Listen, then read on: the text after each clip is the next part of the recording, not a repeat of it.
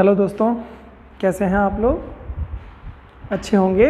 पढ़ाई भी आप लोगों की बेहतर तरीके से चल रही होगी। आइए हम लोग लास्ट डे में हम लोगों ने देखा था भाषा के संदर्भ में भाग 17 हम लोगों का चल रहा है। पॉलिटी में 17 जो भाग है उसके अंतर्गत आने वाली जो राज्य की भाषा है, ऑफिशियल लैंग्वेज, इसके संदर्भ में हम लोग पढ़ रहे हैं।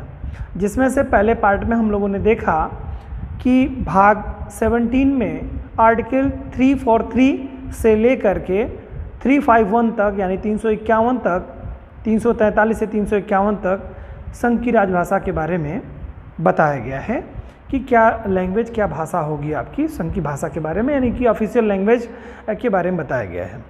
साथ ही साथ हम लोगों ने लास्ट डे देखा था कि जो संघ की लैंग्वेज है, भाषा है, यानी ऑफिशियल लैंग्वेज जो हमारी है, इसको कुल 4 अध्यायों में बांटा गया है, 4 भागों में बांटा गया, यानी कि आर्टिकल 343 से लेकर के 351 तक 4 सेगमेंट में बांटे गए हैं।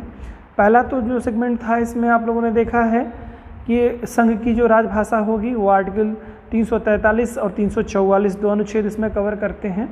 फिर उसके बाद आपने देखा प्रादेशिक भाषाओं के संदर्भ में, जिसमें आपके इसके आगे का सेगमेंट आपका 45, 46 और 47 यानी 345, 346 और 347 प्रादेशिक भाषाओं के संदर्भ में बातें बताई गई हैं। साथ ही साथ आप लोगों ने भाग जो इसका तीसरा अध्याय इसमें है आप लोगों ने देखा, जिसमें हाई कोर्ट और सुप्रीम कोर्ट की लैंग्वेज के संदर्भ में बताया गया है, वो आपका अनुच्छेद 48, 348 और 349 में है। और विशेष निर्देश जो दिए गए हैं लैंग्वेज को लेकर के, भाषा को लेकर के, वो अनुच्छेद 350 से लेकर के 351 के मध्य में चर्चाएं की गई है। और तमाम सारी चीज़ों के बारे में हम लोगों ने देखा इसमें, जिसकी डिटेल आपके पास उपलब्ध है।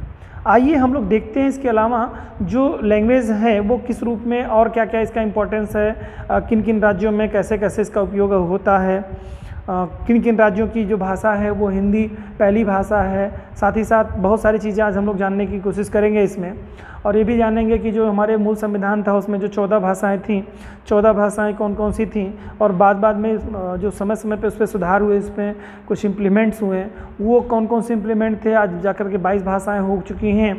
तो उसके संदर्भ में भी हम लोग तमाम सारे विषयों को देखेंगे। साथ ही साथ अभी जो क्वेश्चंस बनते हैं परीक्षाओं में बनते हैं, जो क्वेश्चन बड़े डीप गहराई में क्वेश्चन बन जाते हैं, इस नाते डिटेल आपको जानना बहुत ही आवश्यक है।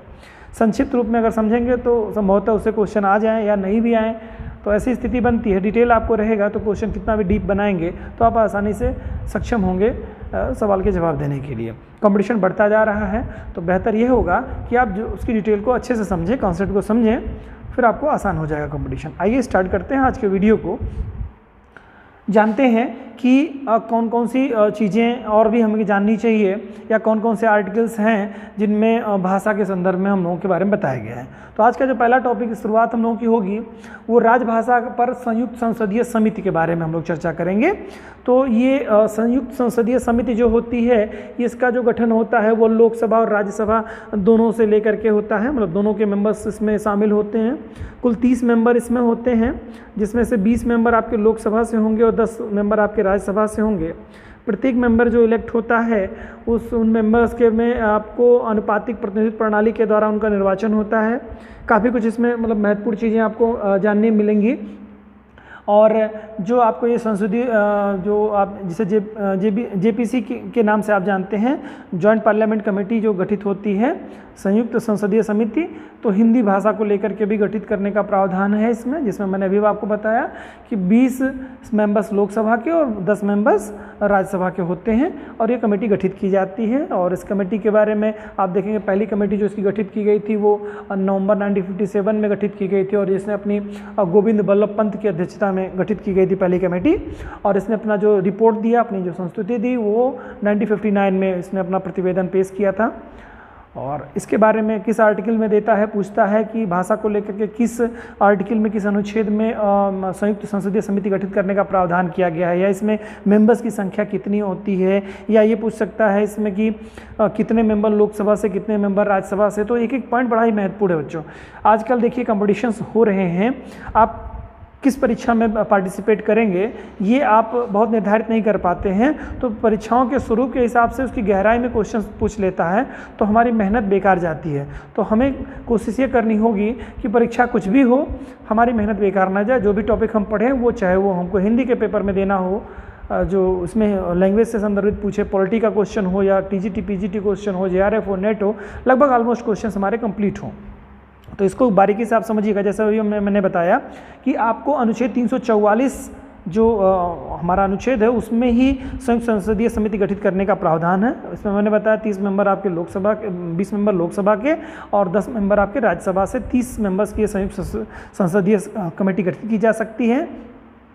और जो कमेटी गठित हुई थी, पहली कमेटी नवंबर 1954 में 54 में गठित हुई थी, 57 में गठित हुई थी, सॉरी 57 में गठित हुई थी और इसने अपनी 2 साल बाद लगभग रिपोर्ट दी थी। इसकी अध्यक्षता जो की थी श्री गोविंद बल्लभ पंत जी ने की थी। और इनके जो मेंबर्स जो चुने जाते हैं उन मेंबर्स की जो चुनाव की पद्धति होती है इसमें भी पूछता है आनुपातिक प्रतिनिधित्व पद्धति के अनुसार एकल संक्रमणीय मत प्रणाली के द्वारा इनका निर्वाचन होता है।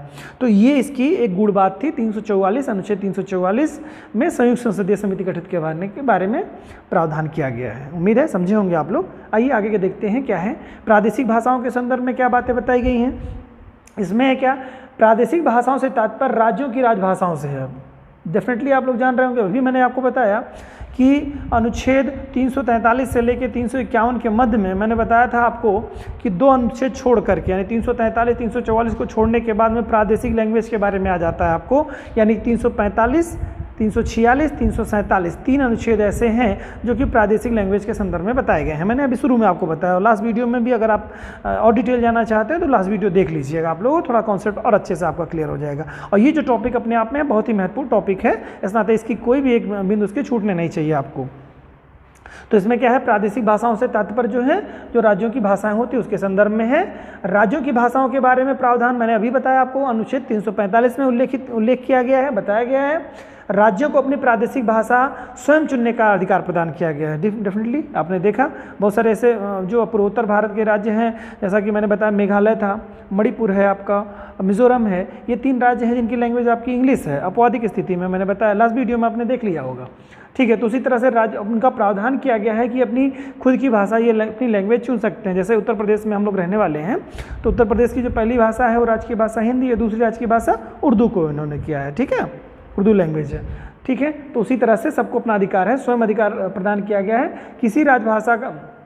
किसी राज्य का विधानमंडल उस राज्य में प्रयोग होने वाली भाषाओं में से किसी एक से अधिक भाषाओं को या हिंदी क्यों कहा गया, क्योंकि हिंदी ऑफिशियल लैंग्वेज सेंट्रल की है, संघ की भाषा है, तो राज्य भी ऑटोमेटिकली उसी चीज़ को ही एक्सेप्ट करते हैं जो संघ की भाषा होती है। तो यहाँ इस नाते हिंदी के बारे में जिक्र किया जा रहा है।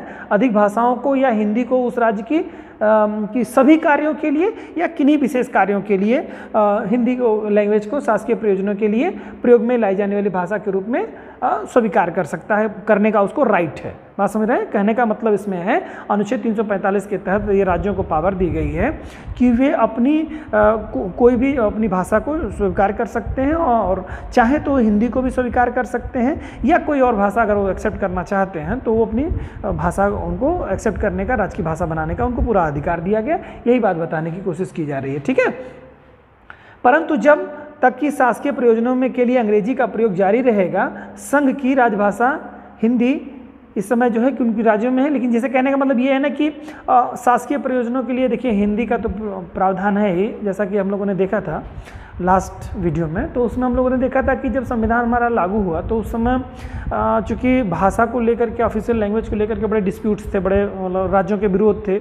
जो गैर हिंदी भाषी राज्य थे उनका बड़ा तेज़ी से विरोध था, पुरजोर विरोध था। वो हिंदी को राजभाषा घोषित करने देना नहीं चाहते थे। तो उस स्थिति में संविधान सभा की जो समिति, नियम समिति थी, इन्होंने अपनी जांच और रिपोर्ट के आधार पर देखा कि डिस्प्यूट बड़ा होता चला जा रहा है। हिंदी के लिए समर्थन लोगों को, मैंने आपको बताया था 11 से 14 सितंबर के मध्य में बैठक हुई थी और उसके बैठक में आपने देखा हिंदी को फिर स्वीकार किया गया कि राजभाषा 14 सितंबर को इसी नाते हम लोग हिंदी दिवस के रूप में मनाते हैं। सब बातें हम लोग कर चुके हैं। तो वहाँ पर जो फाइनली डिसीजन आया वो हिंदी के फेवर में आया था, लेकिन बाकी और राज्य जो है उसका विरोध करें, इसको कम करने का प्रयास जो किया गया वो यही प्रयास था कि वो लोग इसका विरोध ना करें और इसके संतुष्ट करने के लिए 15 वर्षों के लिए 1965 तक के लिए, जब 26 जनवरी 1950 को लागू हुआ संविधान, उसमें प्रावधान किया गया कि 15 वर्षों के लिए इंग्लिश को ऑफिशियल लैंग्वेज के रूप में रखा जाएगा और फिर उसके बाद में दूसरी लैंग्वेज के रूप में हिंदी रखी जाएगी। और अगर कोई राज्य नहीं संतुष्ट है, हिंदी को नहीं वो अडॉप्ट करना चाह रहा है राजभाषा के रूप में, तो एक हिंदी और प्लस उसकी जो क्षेत्रीय भाषा होगी उस आधार पे काम चलेगा। फिर बाद में आपने देखा उसमें सुधार किए गए और सुधार के बाद में ये प्लान कर दिया गया कि कोई भी एक राज्य असंतुष्ट रहेगा जो गैर हिंदी भाषी राज्य हैं, तो ऑफिशियल लैंग्वेज के तौर पर इंग्लिश बनी रहेगी और दूसरी भाषा वही रहेगी। यानी कि कहने का मतलब एक तरह से कहिए कि हमारी 22 भाषाओं में इंग्लिश ना होते हुए भी इंग्लिश की इंपॉर्टेंस आपसी एक तरह से कहिए राज्यों की असहमति के कारण से ऐसी स्थिति बनी हुई है कि इंग्लिश न होते हुए भी राजकीय भाषा ऑफिशियल लैंग्वेज हमारी बनी हुई है। मतलब 22 भाषाओं में से ना होते हुए भी फिर भी हमारी ऑफिशियल लैंग्वेज बनी हुई है। ये कहीं ना कहीं वो जो क्षेत्रीय भाषाएं हैं या कहिए जो स्टेट्स की लैंग्वेज हैं उन लोगों में आपसे डिस्प्यूट होने के कारण से, तो इस तरह से स्थिति चल रही है। ये बात बताई गई है यहाँ पे। तो ये बातें थी इसमें कि राज्य को ये पावर दी गई है कि 345 के तहत वो अपनी भाषा को स्वीकार कर सकता है, राज्य की ऑफिशियल लैंग्वेज कुछ भी बना सकता है। ठीक है। साथ ही साथ आप लोग देखेंगे कि कौन कौन से ऐसे राज्य हैं जहाँ पर हिंदी बेसिकली मतलब वहाँ की राजभाषा के रूप में रहा है। तो कुछ ऐसे राज्य हैं, केंद्र शासित प्रदेशों को मिला के लगभग कुल में 9 राज्य ऐसे हिंदी भाषी राज्य हैं जहाँ पर हिंदी मतलब प्रथम भाषा के रूप में ऑफिशियल लैंग्वेज के रूप में यूज होती है। तो उसमें अगर हम देखेंगे तो उत्तर प्रदेश से अगर स्टार्ट करते हैं तो उत्तर प्रदेश से जो बना हुआ राज्य उत्तराखंड है, फिर इससे सटा हुआ राज्य बिहार आप चले जाएंगे, बिहार, उसके बाद झारखंड हो जाएगा, मध्य प्रदेश चले जाएंगे आप तो मध्य प्रदेश से छत्तीसगढ़ हो जाएगा, तो 6 स्टेट ये हो जाते हैं आपके। और साथ में आपका राजस्थान जुड़ जाएगा, हरियाणा जुड़ जाएगा, हिमाचल प्रदेश हो जाएगा, तो कुल टोटल 9 राज्य हो गए। और अगर केंद्र शासित प्रदेश दिल्ली को भी ले लेंगे तो कुल 10 ऐसे हो जाएंगे, राज्य हो जाएंगे। स्थिति बन जाएगी आपकी 10 राज्यों की, जिसमें आप लोग हिंदी भाषा के बारे में देखेंगे लैंग्वेज। तो यहाँ पे देखिए लिखा हुआ है, जो लोग बच्चे देखना चाहें तो उसको देख सकते हैं, नोट कर सकते हैं। उत्तर प्रदेश, उत्तराखंड, मध्य प्रदेश, छत्तीसगढ़, बिहार से झारखंड, राजस्थान, हरियाणा, हिमाचल प्रदेश और एक केंद्र शासित प्रदेश दिल्ली में राजभाषा हिंदी लैंग्वेज है यहाँ की। ठीक है। इसके अतिरिक्त अहिंदी भाषी राज्यों में जो जहाँ पर दूसरी भाषा के रूप में हिंदी को एक्सेप्ट किया गया है, तो ये भी बड़ा दिलचस्प है। इसको भी आपको ध्यान रखिएगा कि दूसरी लैंग्वेज कहाँ पे, यहाँ पे ये जो 10 राज्य मैंने लगभग बताया, मतलब कि एक केंद्र शासित प्रदेश को लेकर के 10 आप इसको ऐड करिए राज्य में, वैसे 9 राज्य एक केंद्र शासित प्रदेश, तो 10 में जो हिंदी है यहाँ पहली भाषा इसकी राजकीय भाषा है। इसके अलावा कुछ ऐसे स्टेट हैं, लगभग 3 स्टेट हैं जहाँ की सेकेंड लैंग्वेज हिंदी के तौर पर है। उनमें कौन कौन से राज्य हैं आपके, इसमें आप देखेंगे महाराष्ट्र, गुजरात और पंजाब जो है, और एक केंद्र शासित प्रदेश चंडीगढ़ को भी ले लेंगे, वो अंडमान को ले लेंगे। यहाँ पर जो है द्वितीय भाषा के रूप में हिंदी है। ठीक है। तो ये बात थोड़ा ध्यान रखिएगा बच्चों कि आप लोगों की जो लैंग्वेज आपकी बनेगी वो इसी रूप में बनती चली जाएगी। पहला आपका जो इसमें भाषा के तौर पे देख लेंगे तो यहाँ पर आपको महाराष्ट्र दूसरी भाषा के तौर पे जो दिख रहा है, यहाँ पे महाराष्ट्र है आपका। और साथ ही साथ अगर आप देखेंगे इसमें ध्यान से समझिएगा, ये महाराष्ट्र है, गुजरात है, पंजाब है। ये 3 स्टेट ऐसे हैं बच्चों जो ये 3 स्टेट्स क्या कर रहे हैं, इनकी दूसरी लैंग्वेज मतलब दूसरी भाषा है, मतलब सेकंड लैंग्वेज जो स्टेट की सेकंड लैंग्वेज है वो हिंदी है। ठीक है। इसके साथ केंद्र शासित प्रदेशों में अगर हम देखेंगे तो चंडीगढ़, ठीक है, चंडीगढ़, साथ ही साथ अंडमान निकोबार द्वीप समूह। ठीक है। ये जो आपके हैं यहाँ की जो द्वितीय भाषा ये हिंदी लैंग्वेज के रूप में है। आपको समझ में आ गया होगा। तो 2 केंद्र शासित प्रदेश और प्लस 3 ये 5, यानी लगभग करीब में 15 में से अगर आप देखेंगे तो 15 में से 3 आपके संघ शासित क्षेत्र हो जाएंगे। ठीक है। 3 आपके संघ शासित क्षेत्र हो जाएंगे, 3 क्या 4 हो जाएंगे आपके। ठीक है। चंडीगढ़ हो जाएगा, अंडमान निकोबार हो जाएगा और साथ ही साथ दिल्ली हो जाएगा। तो ये 3 आपके संघ शासित क्षेत्र हो जाएंगे और बाकी जो बचेंगे आपके 12 राज्य आपके एक तरह से हिंदी को प्रेफरेंस देते हैं, ज़्यादा महत्ता देते हैं। इनमें से भी 9 राज्य पहली भाषा है और एक केंद्र शासित प्रदेश की जो पहली लैंग्वेज मतलब ऑफिशियल लैंग्वेज, पहली लैंग्वेज का मतलब मेरा कहने का यहाँ सेंस है ऑफिशियल लैंग्वेज के तौर पे, यानी पहली भाषा के रूप में। जैसे उत्तर प्रदेश की जो फर्स्ट लैंग्वेज है वो क्या है, हिंदी है, और दूसरी लैंग्वेज क्या है, उर्दू है। उसी तरह से सेकेंड लैंग्वेज के तौर पे अगर हम देखेंगे तो महाराष्ट्र याद होना चाहिए हमको, पंजाब याद होना चाहिए, गुजरात याद होना चाहिए, चंडीगढ़ याद होना चाहिए और अंडमान निकोबार द्वीप समूह। ठीक है। यहाँ की जो सेकेंड लैंग्वेज के रूप में हिंदी है। तो हिंदी कितनी महत्वपूर्ण है। इसके अलावा अगर हम देखेंगे तो मैंने भी आपको बात बताई कि कुछ ऐसे स्टेट्स हैं जहाँ पर मतलब जो वहाँ की जो ऑफिशियल लैंग्वेज जो 22 भाषाओं में से न होते हुए भी ऑफिशियल लैंग्वेज उन्होंने अपनी जो है इंग्लिश घोषित कर रखी है। जैसे हमारे संघ की जो ऑफिशियल लैंग्वेज इंग्लिश है, बिना घोषित किए हुए ही 15 वर्षों के लिए उसको लाया गया था, फिर 15 वर्षों के बाद कंटिन्यूसली उसको बनाए रखा गया है। उसी तरह से 3 स्टेट पूर्वोत्तर भारत के हैं, याद रखिएगा, इसमें से मेघालय है, मिजोरम है और मणिपुर है। ठीक है। मेघालय, मिजोरम जो है, अरे सॉरी नागालैंड, ये मणिपुर, मैंने इसको मणिपुर कह दिया, ये आपका नागालैंड है, ठीक है। तो मेघालय, मिजोरम और नागालैंड, सॉरी मैंने पिछली बार भी जिक्र कर दिया था, तो मणिपुर का वहाँ पे जिक्र कर दिया था, माफ़ी चाहूँगा आप लोगों से। तो मेघालय है, मिजोरम है और नागालैंड है, ये 3 स्टेट्स हमारे हैं जहाँ की ऑफिशियल लैंग्वेज क्या है, इंग्लिश है, ठीक है, फर्स्ट लैंग्वेज के तौर पे। चलिए आगे देखते हैं बच्चों, पत्रादि की भाषा, यानी कि कोई स्टेट जब अपना, देखिए यहाँ पे क्या कह रहा है, यहाँ पे कहने का जो इंटेंशन है इसका, वहाँ पर क्रॉसपॉन्डेंस यानी पत्राचार जो होगा, है ना, कोई पत्राचार यानी कि आपका राज्य का संघ से या राज्य का राज्य से जब हम कोई पत्र का आवागमन करेंगे, यानी हम पत्र भेजेंगे या कोई हमको पत्र भेजेगा, तो जो हमारी ऑफिशियल लैंग्वेज होगी उसी के परिप्रेक्ष्य में हमको लेटर लिखेगा, ठीक है, या हम उसको उसी के परिप्रेक्ष्य में लेटर लिखेंगे। तो ये यहाँ पर पत्रादि की भाषा जो कह रहा है वो यहाँ पर सेंस यही है कि ऑफिशियल लेटर्स जो है किस मतलब लैंग्वेज में जारी किए जाएंगे, ठीक है, तो ये बात बता रहा है। तो ये अनुच्छेद 346 में इसका उल्लेख किया गया है। आइए इस पर थोड़ा चर्चा करते हैं। संघ और किसी राज्य के मध्य में अगर कोई क्रॉसपॉन्डेंस करना है, पत्राचार करना है, तो क्या करेंगे आप, मध्य अथवा 2 राज्यों के मध्य, मतलब मैंने भी आपसे बताया कि कोई ज़रूरी नहीं है कि आप राज्य के मध्य भी चर्चा, मतलब कोई डिस्कशन करना हो, डिस्कशन मीन्स पत्र व्यवहार करना हो, या स्टेट और संघ का पत्र व्यवहार करना हो, दोनों कंडीशन में जो है समव्यवहार किसी भाषा में किया जाएगा, मतलब इसका उल्लेख किया गया है किस भाषा में किया जाएगा, तो उसके लिए भी बाध्य किया गया है। अनुच्छेद 346 के बारे में बताया गया है इसमें कि कौन सी लैंग्वेज होगी, दिया गया है। इसके अनुसार संघ के शासकीय प्रयोजनों, ठीक है, संघ के शासकीय प्रयोजनों के लिए प्राधिकृत भाषा ही एक राज्य और दूसरे राज्य या संघ और राज्य के बीच को पत्रादि की भाषा स्वीकार करनी होगी, मतलब ठीक है, यानी कि जो लैंग्वेज वहाँ पे होगी, देखिए पत्रादि की भाषा होगी, परंतु 2 या 2 से अधिक राज्य आपस में करार कर राजभाषा हिंदी को पत्रादि की भाषा स्वीकार कर सकते हैं। यहाँ पर वही बात कहा गया है कि अगर 2 स्टेट चाहते हैं कि हमारी लैंग्वेज हिंदी में ही हो, तो वो अगर वहाँ की राजकीय भाषा नहीं भी है उस राज्य की पहली लैंग्वेज, या लैंग्वेज ही नहीं है, तो वहाँ पर भी फिर भी आप हिंदी में ही पत्र व्यवहार का संपर्क कर सकते हैं, बशर्ते वो स्टेट चाहे, ठीक है। अगर इंग्लिश में करना चाहते हो तो इंग्लिश के लिए तो भाई परमिशन है ही, अगर हिंदी में करना चाहते हैं तो 2 म्यूचुअल अंडरस्टैंडिंग अगर 2 स्टेट्स की है तो आप कर सकते हैं। बहरहाल समझिएगा, यहाँ पत्र व्यवहार के संदर्भ में आपको इतना ही कम से कम कॉन्सेप्ट आपको क्लियर होना चाहिए कि किस अनुच्छेद में है, तो 346, ठीक है।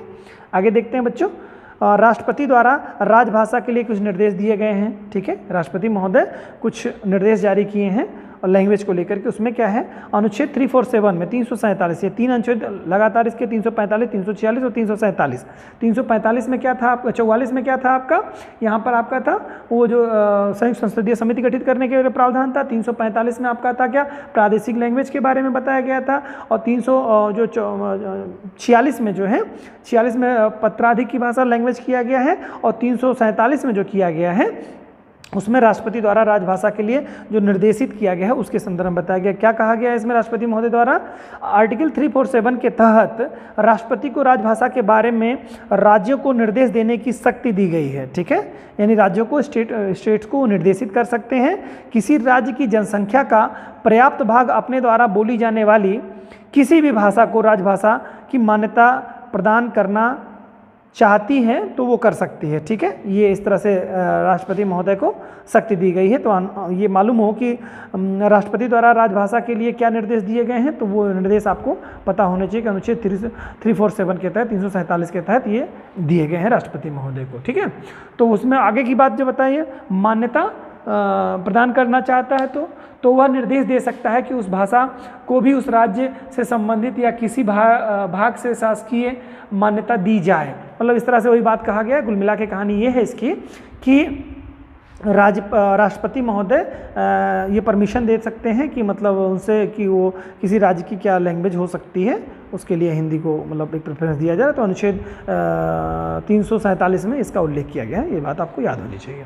आइए देखते हैं उच्चतम न्यायालय और उच्च न्यायालयों की जो भाषा है इसके बारे में क्या बातें बताई गई। भाई मैंने बताया था आपको कि उच्चतम न्यायालय और उच्च न्यायालय 348, 349 में इसके बारे में कहा गया इनकी ऑफिशियल लैंग्वेज जो होगी वो, यानी कि आप देखेंगे हाई कोर्ट और सुप्रीम कोर्ट की जो भी चर्चाएँ होती हैं, कार्य होता है, इंग्लिश में ही होता है।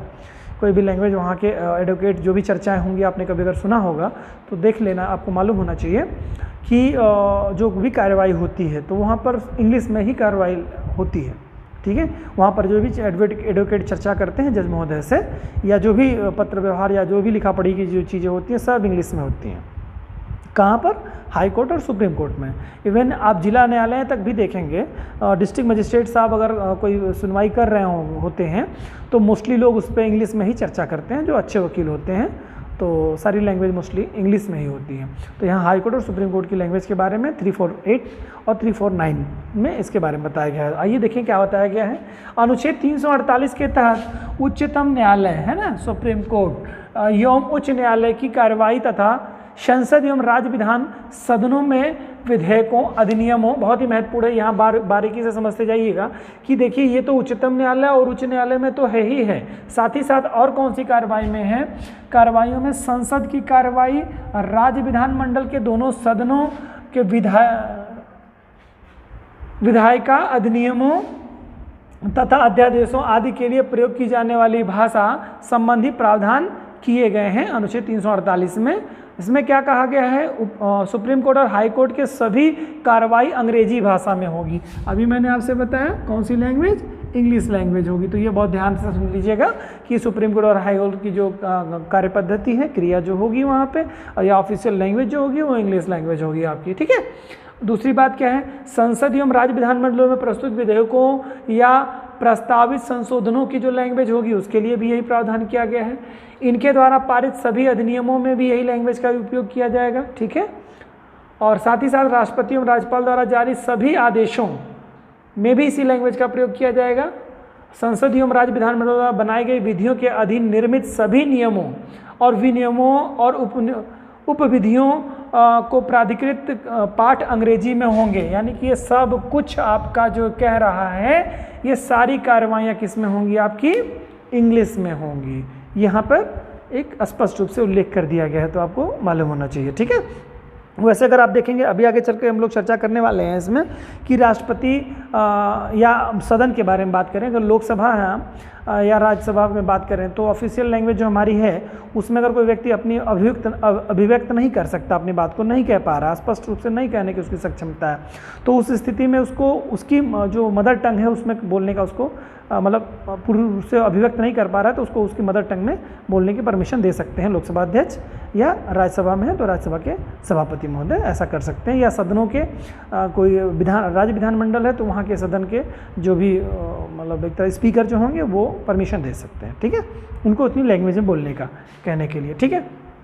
आगे हैं बच्चों व्यथा निवारण के लिए भाषा। व्यथा निवारण, देखिए व्यथा मतलब यानी कोई समस्या, कोई प्रॉब्लम है आपको, ठीक है, कोई प्रॉब्लम है। मान लो आप कहीं जर्नी करने किसी ऐसे स्टेट में चले गए जहाँ की स्टेट की लैंग्वेज, इवन मैं मान लेता हूँ कि आप कलकत्ता चले गए और कलकत्ता में आप गए तो कलकत्ता की जो लैंग्वेज है बंगला है, तो बंगला में वहाँ पे सारी चीज़ें आपको होंगी, बंगला में बात करेंगे।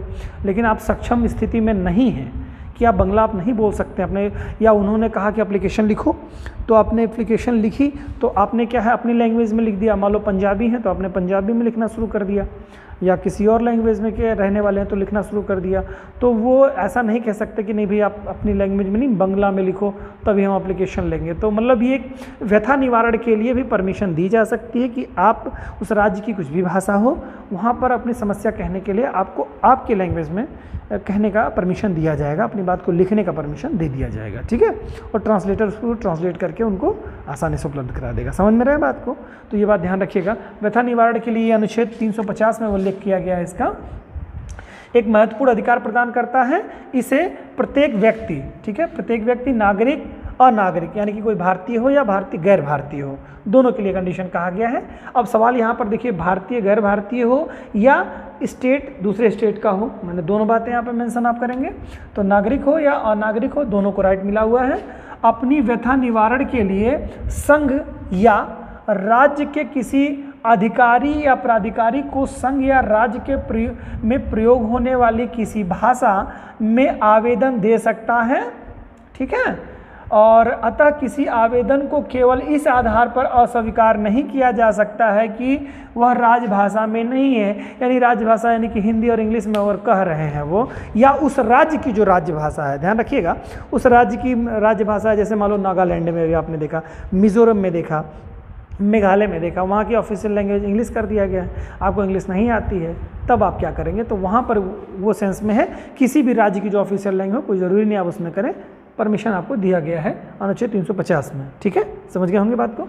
आइए आगे देखते हैं, मातृभाषा के में निष्ठा के शिक्षा देने के बारे में बात कहा जा रहा है कि मातृभाषा में आपकी एजुकेशन कैसे होगी। इसमें अनुच्छेद में क्या बताया गया, अनुच्छेद 350 में क्या कहा गया है, 350 का ध्यान रखिएगा, ये 350 था व्यथा निवारण के लिए और ये 350 क है।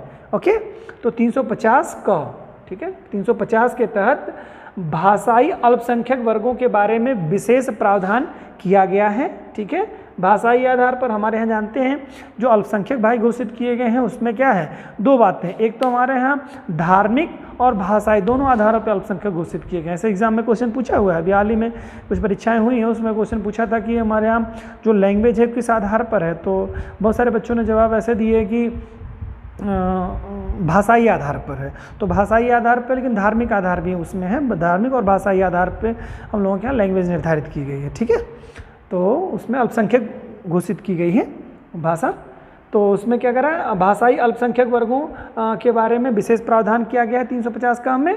यह प्रावधान कब किया गया, सातवें संविधान संशोधन 1956 के द्वारा यह जोड़ा गया। ठीक है, इसके तहत प्रत्येक राज्य और उसके स्थानीय प्राधिकारियों को यह दायित्व होगा कि वह भाषाई अल्पसंख्यक वर्गों के बालकों को प्राथमिक स्तर पर मातृभाषा में शिक्षा की पर्याप्त सुविधा उपलब्ध कराने का प्रयास करेगा। ठीक है, जो भाषाई अल्पसंख्यक भाई हमारे हैं उनके बच्चों को जो बेसिक एजुकेशन है उनकी मातृभाषा में उपलब्ध कराने की व्यवस्था के बारे में प्रावधानित किया गया है। इसमें राष्ट्रपति इन सुविधाओं को सुनिश्चित करने के लिए राज्यों को आवश्यक निर्देश भी दे सकता है।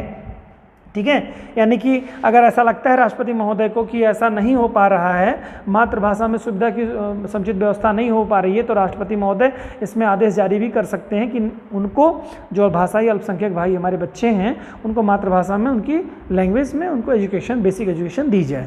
ठीक है, ये अनुच्छेद 350 का में उल्लेख किया गया है।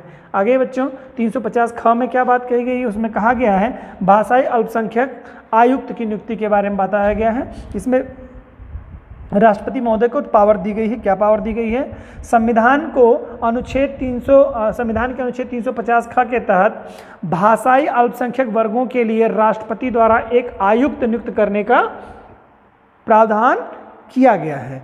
क्या किया गया है, एक 350 ख के तहत राष्ट्रपति महोदय को शक्ति प्राप्त है कि भाषाई अल्पसंख्यक जो वर्ग हैं इनके लिए एक आयुक्त नियुक्त करने का प्रावधान किया गया है।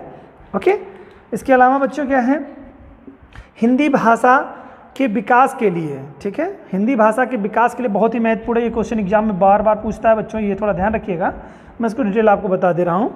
हिंदी भाषा के विकास के लिए कुछ निर्देश दिए गए हैं, कुछ जारी किए गए हैं, गाइडलाइन जारी की गई है भारत सरकार के द्वारा। क्या जारी की है वो सुनिए ज़रा ध्यान से।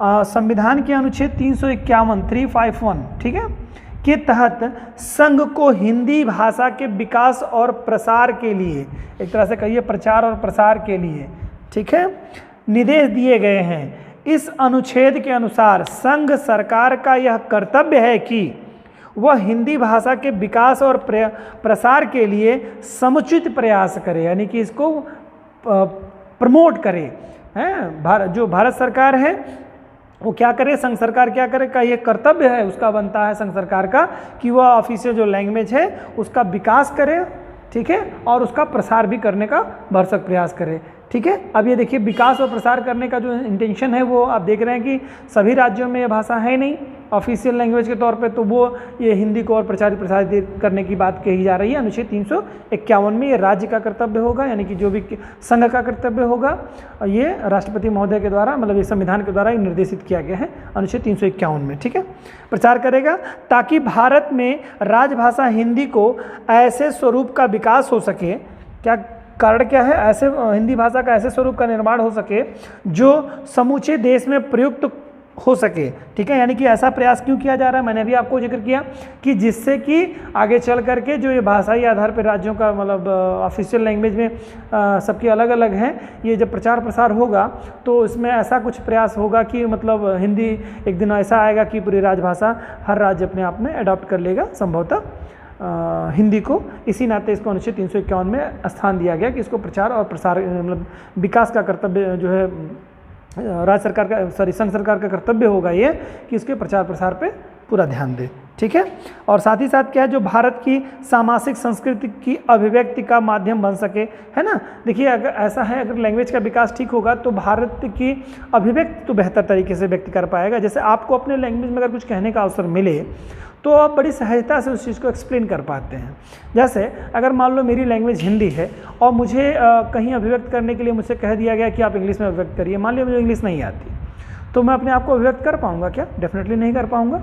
तो बस वही है कि हिंदी को ऐसा कुछ किया जाए कि हिंदी जो ऑफिशियल लैंग्वेज है वो व्यक्ति का अभिव्यक्त का बेहतर माध्यम बन सके, जो ऑफिशियल लैंग्वेज है, ये बात कहने का प्रयास किया गया है। ठीक है, आगे क्या है बच्चों, इसके अलावा कुछ ऐसे अनुच्छेद हैं बच्चों जिनमें हिंदी के बारे में विशेष उल्लेख किया गया है, जिसमें से अनुच्छेद आप देखेंगे अनुच्छेद 29 है, अनुच्छेद 30 है, अनुच्छेद 120 है और अनुच्छेद 210 है। बड़े ही महत्वपूर्ण हैं ये तीनों अनुच्छेद, आपके चारों अनुच्छेद बड़े ही महत्वपूर्ण हैं। अनुच्छेद 29, अनुच्छेद 30, अनुच्छेद 120, अनुच्छेद 210, इनके बारे में हम लोग चर्चा करने वाले हैं।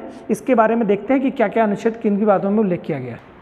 तो हम लोगों ने देखा इसमें से कि ये जो प्रावधान 351 से लेकर 343 से लेकर 351 के मध्य बताए गए हैं, ये सारी डिटेल हम लोगों ने कर ली। अब हम लोग देखने जा रहे हैं आगे के क्रम में कि कौन से अनुच्छेद ऐसे हैं और भी हैं जहाँ पर ऑफिशियल लैंग्वेज को लेकर के जो है कुछ बातें बताई गई हैं। तो मैंने अभी आपको बताया कि अनुच्छेद 29, अनुच्छेद 30, देखिए अनुच्छेद 29 और अनुच्छेद 30 और अनुच्छेद 120 और अनुच्छेद 210, ये 4 आर्टिकल्स आपके हैं जो कि लैंग्वेज को लेकर के, भाषा को लेकर के, ऑफिशियल लैंग्वेज को लेकर के या कहीं लैंग्वेज को लेकर के हैं। जैसा कि आप जानते हैं अनुच्छेद 29 और 30 ये क्या है, हमारा फंडामेंटल राइट है, जिसमें संस्कृत एवं शिक्षा संबंधी अधिकार के बारे में हमारे उल्लेख किया गया है। तो अनुच्छेद 29 जो है, जो भाषाई अल्पसंख्यक भाई हमारे हैं तो उनकी भाषा और लिपि को सुरक्षित संरक्षित रखने का जो प्रयास किया गया, उसके तहत उनको पावर दी गई कि अपनी वो लिपि को सुरक्षित रख सके। साथ ही साथ 30 में जो बताया गया, अनुच्छेद 30 में, उसमें ये कहा गया है कि जो अपनी लैंग्वेज को समृद्ध और करने के लिए अपने शिक्षण संस्थानों को इस्टेब्लिश करें और उसमें अपनी लैंग्वेज को, जो उनकी लैंग्वेज है उस लैंग्वेज को वहाँ पे रखें। तो मतलब मिला के कहने का मतलब जो शिक्षण संस्कृति संबंधी अधिकार में इसमें 2 अनुच्छेद ऐसे हैं जो कि लैंग्वेज को लेकर के दिए गए हैं। साथ ही साथ अनुच्छेद 120 और अनुच्छेद 210 में जो बातें बताई गई उसके बारे में चर्चा कर लेते हैं।